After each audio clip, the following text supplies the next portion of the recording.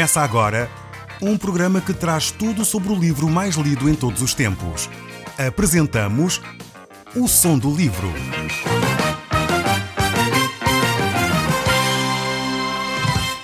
Seja muito bem-vindo. Neste podcast vai encontrar o livro mais conhecido e lido em todo o mundo. Vamos levá-lo numa viagem pela história da humanidade. Este é um audiolivro para si, para a sua família e sociedade em geral.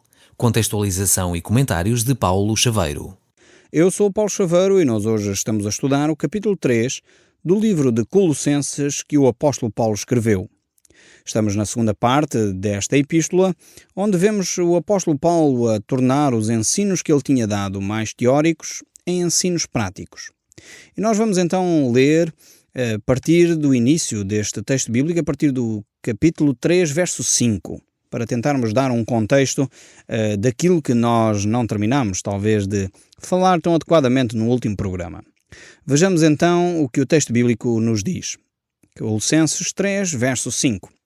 Fazei, pois, morrer a natureza terrena, prostituição, impureza, paixão, lascívia, desejos malignos e avareza, que é idolatria.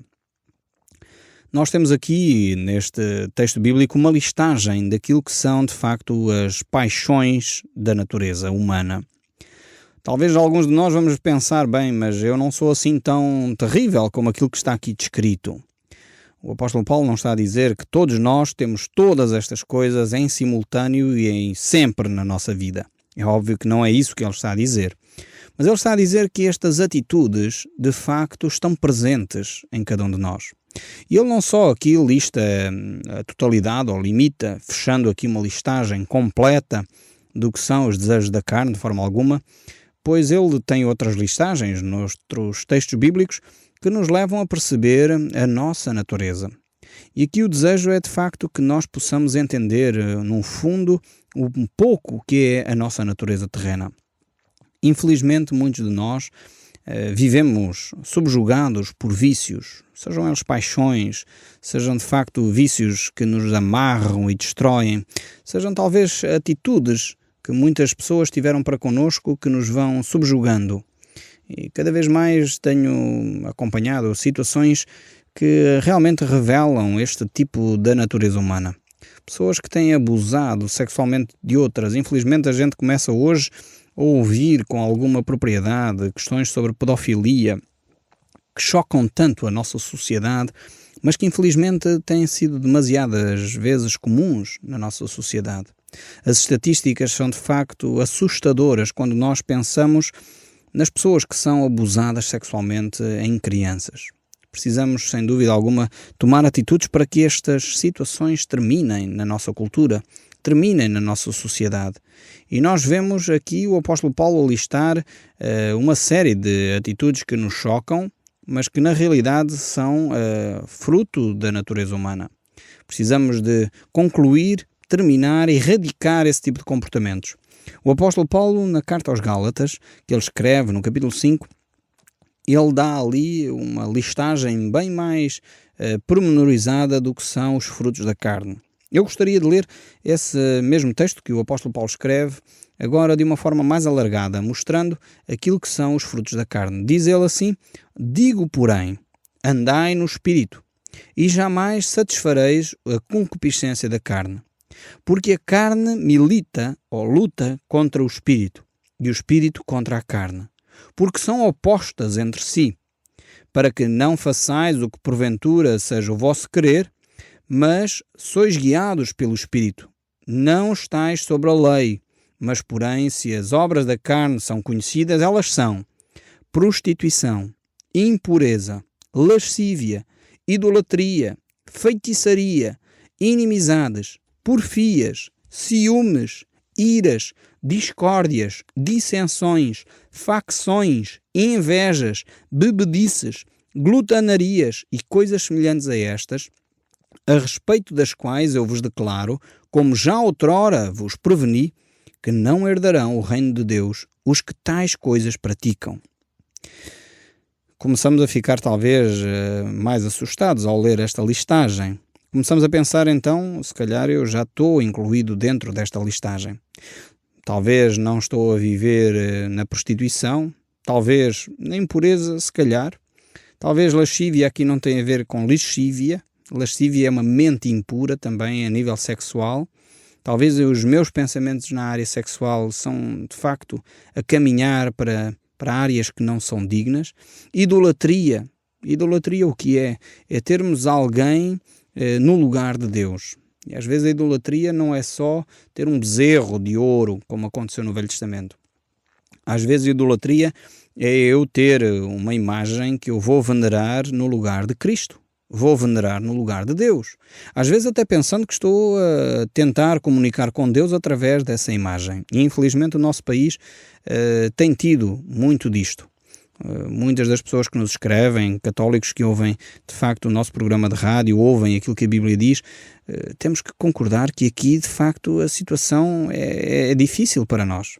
Verificamos que há de facto muitas imagens, demasiadas imagens, onde são colocadas, são veneradas no lugar de Deus. Precisamos de alterar este tipo de comportamentos. Precisamos de nos tornar cristãos cristocêntricos. Cristãos onde Cristo é o centro da nossa adoração. E não outras imagens, outras entidades que foram importantes na história, mas que na realidade estão a ocupar um lugar que não deveriam. Depois temos feitiçaria. E hoje em dia está a crescer, este fenómeno está a crescer na nossa sociedade. Está a ter destaque nas televisões. Começa a ser quase ter este tipo de comportamentos. Nós precisamos de abandonar a feitiçaria. Quanto maior as trevas, mais vai brilhar a luz de Cristo. E é verdade que estas trevas estão a aumentar. Mas também é verdade que o Evangelho de Jesus Cristo está a penetrar em cada vez mais corações. Nós precisamos de entender que a feitiçaria é uma falsificação do poder. Ou seja, Satanás e os seus anjos, os seus demónios, querem fazer-se passar por alguém mais importante do que na realidade são. E por isso mesmo algumas pessoas optam por tentar utilizar a bruxaria, a feitiçaria, essas entidades espirituais, pensando eles que estão a alcançar uma vida espiritual em Cristo, e na realidade essas entidades espirituais não têm o poder que Cristo Jesus nos oferece.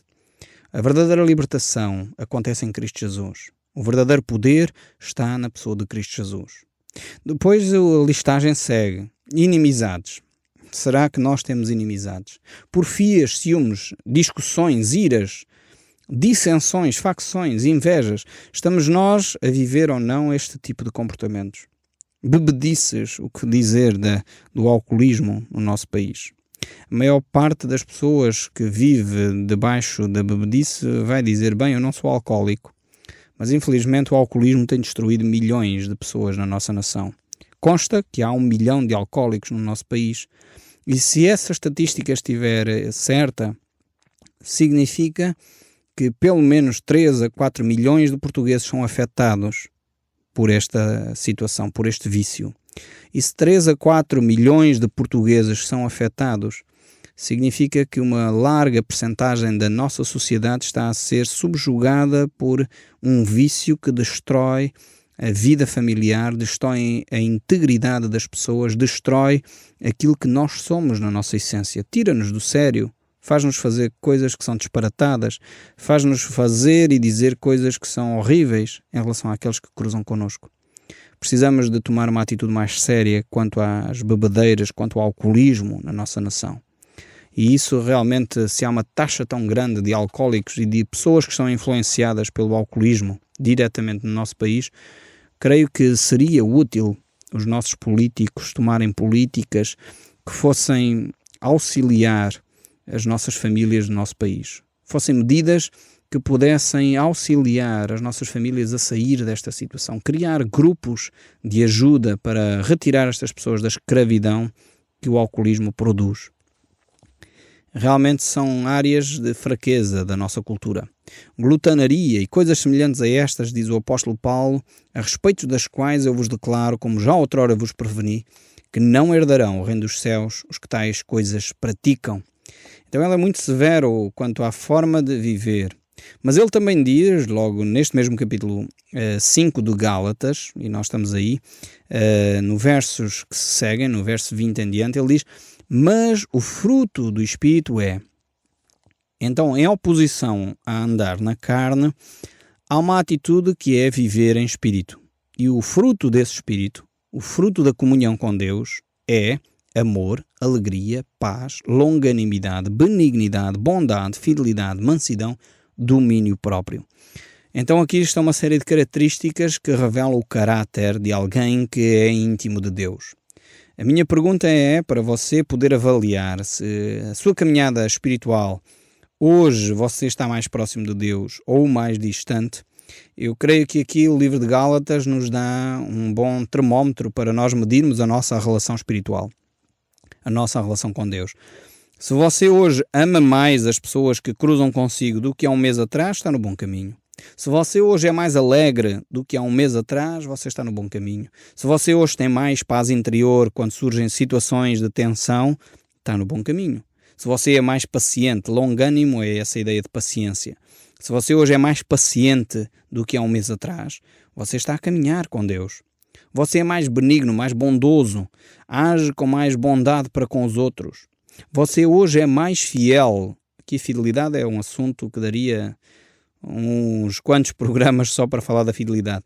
Mas você hoje é mais fiel ao seu cônjuge, ao seu trabalho, aos seus filhos, aos seus valores. Você é fiel àquilo que acredita. Hoje é mais fiel do que há um mês atrás. Você está no bom caminho. O fruto do Espírito está a acontecer em si. Você é mais manso, uma pessoa mais tranquila, uma pessoa que transmite bondade e mansidão à sua volta. E por último, talvez, não em grau de importância, mas por último, fechando quase este manjar aqui espiritual, como quase a cereja em cima do bolo, dizendo o domínio próprio. Você consegue controlar as suas emoções. Domínio próprio não é hipocrisia. Algumas pessoas dizem, eu tenho que dizer aquilo que eu penso. Eu não posso ser hipócrita. Não, isto aí provavelmente é ser alguém que não se domina e se escuda através desses raciocínios para poder, enfim, dar espaço à sua fraqueza. Domínio próprio é poder dizer, eu gostaria de dizer umas quantas verdades, mas eu vou pedir a Deus a sabedoria para dizer essas verdades com amor. Poder manifestar aquilo que está errado, mas com brandura, mansidão. Poder manifestar aquilo que é a verdade, mas fazê-lo de forma a que edifique os outros, construa alguma coisa à minha volta. Isto é domínio próprio. É nem sempre reagir quando nos apetece. É nem sempre dizer aquilo que vai na nossa mente. No fundo é poder pensar antes de dizer alguma coisa. Eu costumo dizer que domínio próprio, e há alguns cristãos que não o têm, e eu costumo dizer que esses cristãos que não têm domínio próprio são cristãos tipo Lucky Luke. Não sei se você conhece essa personagem da banda desenhada. Era uma personagem que era mais rápido que a sua própria sombra. Era um pistoleiro do Oeste, e ele conseguia disparar a sua pistola mais rápido que a sua própria sombra. É óbvio que isto só acontece na banda desenhada. Mas eu costumo dizer que há uns cristãos que são Lucky Luke, ou seja, conseguem falar mais depressa do que pensar. E por isso dizem disparates, como é óbvio. Muitas vezes arrependem-se amargamente daquilo que disseram. Então eu costumo dizer que esses são os cristãos Lucky Luke, são os cristãos que não têm domínio próprio. Precisamos de deixar o Espírito Santo agir em nós de forma a conduzirmos-nos de uma forma diferente. Sermos pessoas que têm domínio próprio, que sabem aquilo que dizem no tempo próprio. Como diz no livro de Provérbios, as palavras de sabedoria são como maçãs de ouro em salva de prata. Palavras ditas a seu tempo. São de facto palavras preciosas. Mas voltando aqui ao nosso texto bíblico, em Colossenses capítulo 3, o verso 6, ele prossegue a dizer: por estas coisas é que vem a ira de Deus sobre os filhos da desobediência. Temos aqui a razão pela qual muitas vezes há situações em que Deus diz basta. Pessoas que se mantêm a fazer a sua vidinha, querendo fazer mal aos outros de uma forma muitas vezes macabra, de uma forma muito consciente, premeditada, e Deus diz, isto não pode continuar sempre. Deus vai fazer justiça. E isto é uma chamada de esperança. Deus realmente não está a dormir em situações de injustiça. Por outro lado, Deus traz até nós a sua ira muitas vezes para nós acordarmos, para nós despertarmos do erro que nós estamos a fazer. E eu lembro-me quando no fundo nós fazemos algo aos nossos filhos que se comportaram mal, os colocamos de castigo, os repreendemos, a intenção normalmente é conduzir os nossos filhos ao arrependimento, é levá-los a pensar seriamente naquilo que eles fizeram que estava errado para poderem mudar de atitude. O mesmo faz Deus connosco, para que cada um de nós não volte a repetir os erros do passado e possa crescer, não repetindo de facto aquilo que está errado. E vimos já a listagem do que é errado para trás. O verso 7 continua a dizer: Ora, nestas mesmas coisas andastes vós também, noutro tempo, quando vivias nelas. Vemos aqui por este verso 7 que o apóstolo Paulo está a dizer há esperança para quem convive nesta situação. Ou seja, o pecado não tem de ser constante e sempre na nossa vida. Há oportunidade de mudarmos de rumo. Quando, por um lado, ele diz na carta aos Gálatas, aqueles que tais coisas praticam não verão o reino de Deus, não entrarão na eternidade. Ao mesmo tempo ele está a dizer, ok, isto é um alerta sério, mudem de rumo. O rumo é possível ser alterado. Ele não está a dizer que é uma catástrofe fatual e que não há alternativa, não é isso. Ele está a alertar-nos para perceber o erro em que nós estamos e podermos mudar de comportamento. Por isso mesmo este verso 7 aqui. Nós andávamos nesse caminho, seja numa área, noutra, mas houve oportunidade em reconhecermos esse pecado e mudarmos de vida. Este é um aspecto. Um outro aspecto que ele quer trazer certamente aqui à nossa reflexão é a humildade. Ou seja, nós percebermos que de facto se hoje estamos no ponto em que estamos, se temos a vida que temos, não é graças a nós, mas é graças à ação de Deus, ao sangue derramado de Cristo Jesus e ao poder de Deus que atua em nós. Por isso hoje podemos caminhar de uma forma diferente. Podemos ter os frutos do Espírito, não por mérito próprio, mas porque Cristo Jesus está a agir em nós. E isso deve produzir em nós humildade. Deve nos levar a perceber que as obras que nós praticaríamos sem Cristo eram aquelas que estão relatadas anteriormente. E por isso mesmo estaríamos todos no mesmo barco. Não haveria ninguém então que se pudesse orgulhar, se pudesse vangloriar dos seus feitos, porque efetivamente o nosso passado era o que era. Vale a pena nós refletirmos sobre isso, e é exatamente essa reflexão que o apóstolo Paulo nos deixa aqui. O verso 8 ainda prossegue: Ora, nessas coisas andáveis vós também noutro tempo, como viveis nelas. Agora, porém, despojai-vos igualmente de tudo isso, da ira, da indignação, da maldade, da maledicência, linguagem obscena do vosso falar. Temos aqui recomendações muito concretas e práticas para nós próprios aplicarmos à nossa vida. Se nós somos filhos de Deus, se nós somos cristãos, não podemos ter espaço para a ira. A ira aqui é no sentido de guardarmos amargura no nosso coração, rancor, situações que muitas vezes nós não queremos tratar porque achamos que vale a pena ficar assim. E o apóstolo Paulo nos mostra claramente que precisamos de abandonar esse tipo de situação. Vemos aqui também a maldade e a maledicência. Eu creio que um dos aspectos que nós, como povo português, precisamos melhorar seriamente é este aspecto aqui da maledicência. É uma atitude nossa que realmente precisamos repensar seriamente. Isto faz-me a mim uma grande confusão, mas você talvez está habituado a ir aos consultórios, aos centros de saúde, e ali as filas de espera muitas vezes são intermináveis e realmente as pessoas ficam fartas, cansadas e começam a comentar umas com as outras, mas o seu doutor nunca mais chega e vem atrasado e isto e aquilo e o sistema não funciona. E estamos ali a comentar, a dizer mal do sistema, algumas vezes com muita propriedade. Mas quando chega a altura de confrontarmos quem de direito, seja o seu doutor que chegou atrasado 2 horas e que nem pediu desculpa aos doentes que ali estão, seja o sistema que não funciona e nós, em vez de se calhar marcarmos uma reunião com o diretor do centro de saúde para expormos a situação ou escrevermos no livro amarelo a nossa reclamação, não. Nós ficamos ali a comentar, a maldizer, a maledicência, a dizer mal das pessoas nas costas. Não temos a coragem de olhar as pessoas olhos nos olhos e confrontá-las com o seu erro. Precisamos crescer efetivamente neste aspecto da nossa cultura. Abandonar a maledicência. Também a linguagem obscena.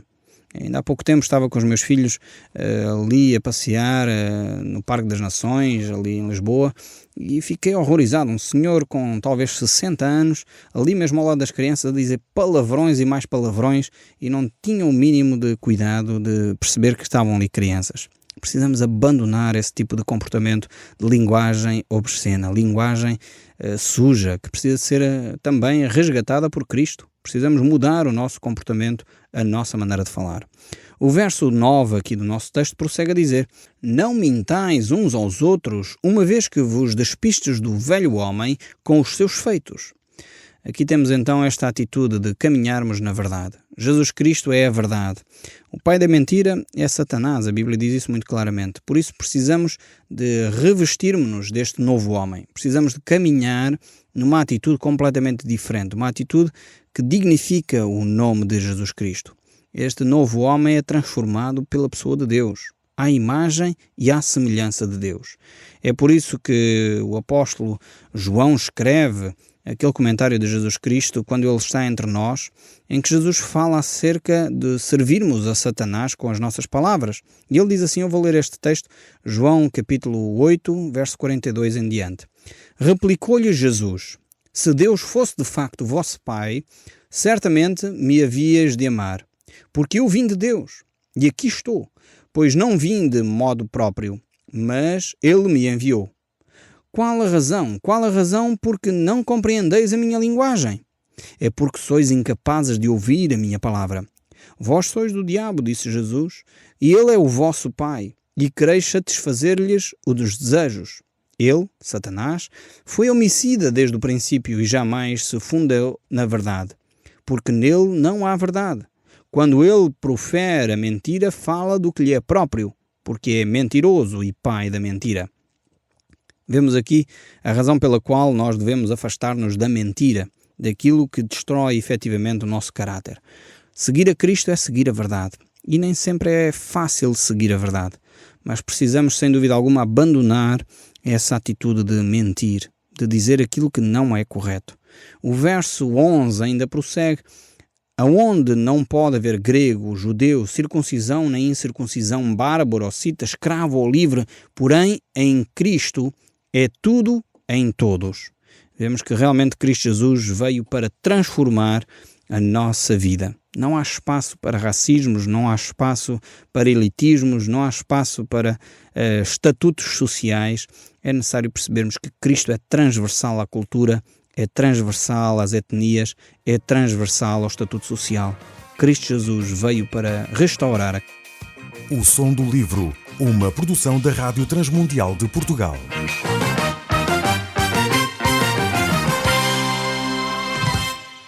RTM. Conhece todos os nossos programas em rtmportugal.org. Uma produção da Rádio Transmundial de Portugal.